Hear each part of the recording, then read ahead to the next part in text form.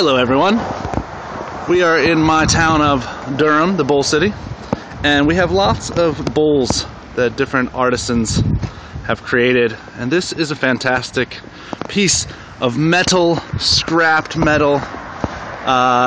They even infused some actual bone.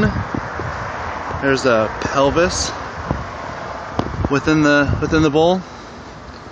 It's a skull. But what I find very endearing is here in the throat of the bowl, but you can see that is actually a natural bird's nest. I think that's so rad. Alright. Well, thank you very much for watching, guys. Cousin Stuffy out.